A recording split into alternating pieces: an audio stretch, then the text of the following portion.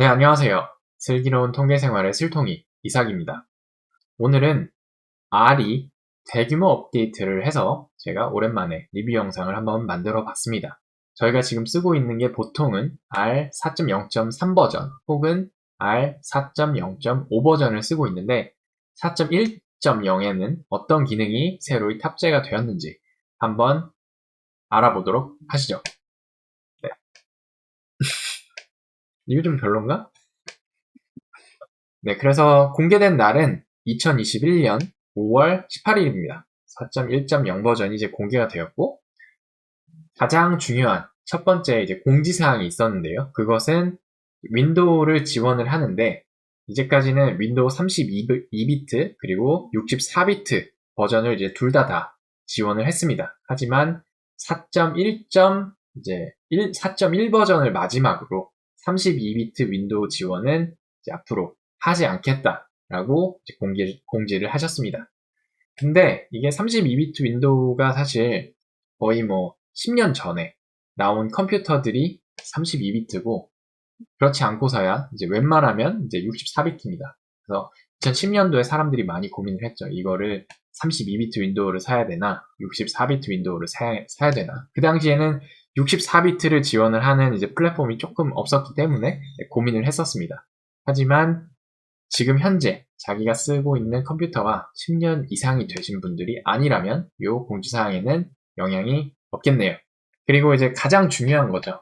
엄청 이것 때문에 이제 4.1 버전이 화제가 되었는데 기존에 우리가 매그릿 R 혹은 타이디버스 이 패키지에서 이제 들어있는 파이프 오퍼레이터가 있었죠. 그래서 이 퍼센티지가 양쪽으로 이렇게 묶여 있는 파이프 오퍼레이터를 저희가 썼었는데 이번에 4.1.0 버전이 업데이트가 되면서 베이스 함수의 하나로 이 파이프가 나왔습니다. 그래서 이렇게 막대기에 오른쪽 화살표를 합쳐서 파이퍼 모양의 오퍼레이터가 새로 나왔다. 하지만 여기서 주의점이 있는데요.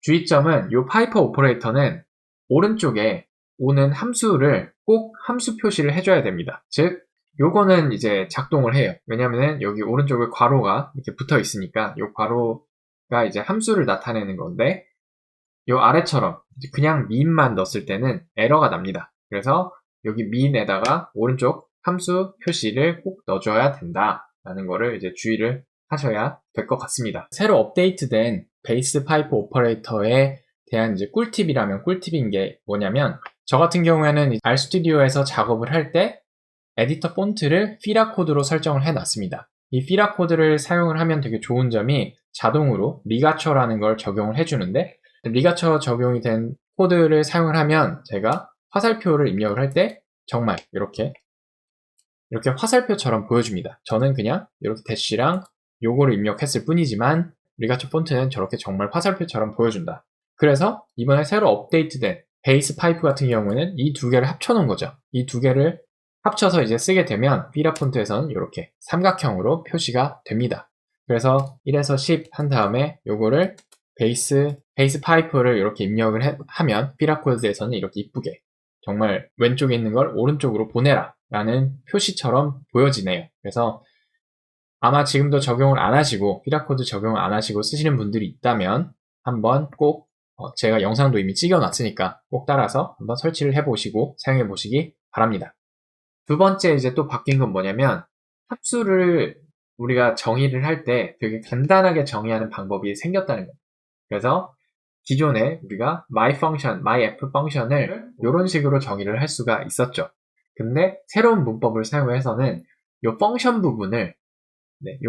부분을 없애고 그 다음에 이름도 그냥 축약해서 없애버리고 내가 임시적으로 함수를 하나 만들 때 이렇게 함수 이름도 없애버리고 그 다음에 펑션이란 것도 없애버리고 그냥 앞에다가 슬래시를 붙여주면 함수로서의 역할을 하게 되는 거죠. 네, 그래서 요거를 이제 apply 계열 함수랑 이제 같이 쓸 때 되게 편합니다. apply가 이제 sapply 같은 경우는 1에서부터 10까지의 벡터를 오른쪽 함수에 집어넣어라. 하나씩 집어넣어서 그것을 적용을 해라 라는 게 이러한 명령어였다면 요거를 앞에 배운 새로운 문법을 적용시키면 펑션 대신에 그냥 슬래시를 하나 붙이면은 훨씬 더 간편하게 작성이 될 수가 있겠죠. 네. 그래서 이런 거를 알아놓으시면 코드가 훨씬 더 간결해지겠죠?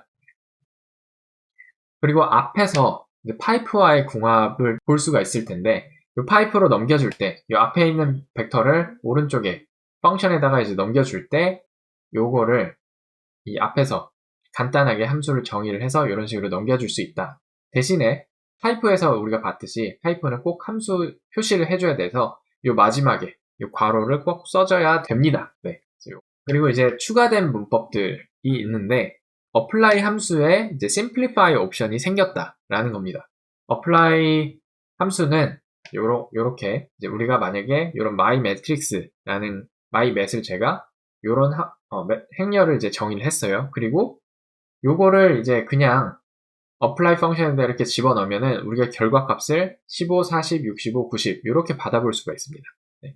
그런데 요거를 이제 simplify 옵션을 false로 놓으면은 이렇게 리스트 형식으로 반환이 된다. 그래서 요거를 기본적인 옵션은 이제 simplify가 true로 설정이 되어 있는 거고 내가 혹시나 요 apply 된 요 값을 리스트 형식으로 받고 싶을 때는 그냥 simplify false를 사용을 해주시면 된다. 요거 같은 경우는 이제 푸얼 패키지를 사용을 할 때 편하겠죠? 푸얼 패키지는 기본적으로 리스트 함수에 이제 잘 작동이 되게끔 정의가 되어 있으니까요. 네. 새로 또 추가된 함수들이 있는데 요거는 number to bits, 그 다음에 into bits라고 하는 건데 정수 10에 대한 그 비트 표현을 얻고 싶을 때 쓰는 겁니다. 근데 솔직하게 저는 요거의 결과값을 잘 해석을 못 하겠어요. 네. 혹시나 요거에 대해서 지식이 좀 있으신 분들은 댓글로 남겨주시면 이 영상을 보시는 다른 분들이 도움을 얻을 수 있을 것이라고 생각을 합니다. 네, 그래서 요것도 제가 멘션을 일단 해놨습니다. 된 함수여서. 네. 그리고 또 요거는 이제 좋은 측면의 이제 업데이트인데 기존에 기본 팩터 함수를 사용을 하면 A, B, C를 이제 팩터로 하는 팩터 1 그리고 B, C를 팩터로 하는 팩터 2를 이렇게 C를 사용을 해서 합치면은 요게 숫자가 나왔습니다. 팩터 1, 팩터 2 이렇게 정의가 되어 있죠. 요거를 이제 컴바인을 하면은 이렇게 숫자로 나타났었습니다. 예전에는. 근데 요거를 forecast 패키지를 사용을 하면 이렇게 A, B, D, B, C 이런 식으로 예상이 되는 형식의 결과를 받아볼 수 있었죠. 근데 요거를 이제 4.1.0에서는 베이스에서도 우리가 A, B, D, B, C 이렇게 예쁘게 결과가 출력이 되는 것을 알 수가 있습니다. 네. 그래서 요게 이제 바뀌었다라는 것도 알아두시면 좋을 것 같네요. 그리고 또 하나 바뀐 점이 하나 있는데 요것도 또 좀 약간 좋아진 점 중에 하나입니다. 데이터 프레임이 있을 때 데이터 프레임을 우리가 특정 변수를 기준으로 나누는 스플릿 함수가 꽤 유용하게 쓰일 때가 많았었거든요. 그래서 예를 들어서 지금 A, B, C라는 변수에 이제 1, 2, 3, 4, 5, 6, 7, 8, 9, 10 첫 번째는 이렇게 되어 있고 B는 1, 1, 1, 1, 2, 2, 2, 2, 3, 3 이런 식으로 되어 있네요. 그래서 20까지 지금 쭉 있는 거고 그 다음에 세 번째 C는 1, 1, 2, 2, 3, 3, 4, 4 이런 식으로 되어 있습니다.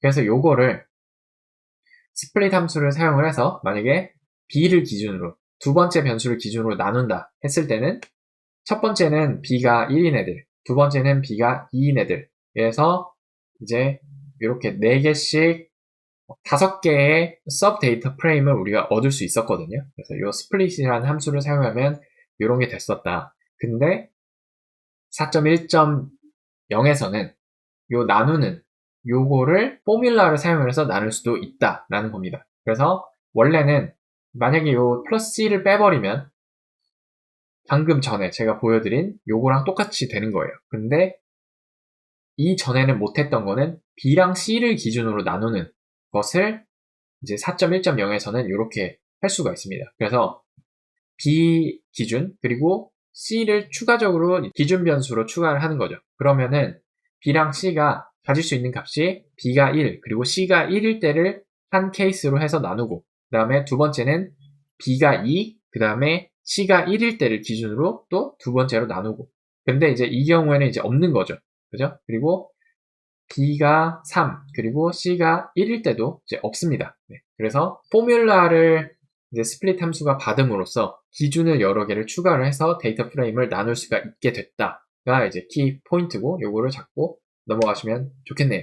그리고 이제 기본 팔레트가 사실 R 베이스에는 되게 많아요. 그래서 제가 이거를 붙여놨는데 이렇게 팔레트가 되게 많은데 그 중에서 이제 2개가 더 추가됐다. 이게 또 업데이트 사항 중에 하나입니다. 그래서 이렇게 볼케이노 데이터를 이미지로 표현하는 것 중에서 이제 컬러를 새로 만들어진 로켓이라는 팔레트를 사용을 하면 이렇게 표현이 되고, 그 다음에 마코라는 팔레트는 이렇게 파란색 계열의 그러니까 색상 팔레트가 되겠네요. 그래서 팔레트가 추가되었다. 이게 또 업데이트 중에 하나입니다. 네, 그래서 제가 이번 영상에서 전해드린 이 내용은 2가지를 기반으로 작성을 했는데, 첫 번째는 공식 R 뉴스 페이지를 참고를 했었고, 그 다음에 2번째는 이 점핑 리버스라는 블로그가 있는데, 이 블로그에서 이제 new features 해가지고 요 사항들을 정리를 해놓은 게 있더라고요. 그래서 요것도 한번 가셔서 읽어보시는 것도 좋을 것 같습니다. 네.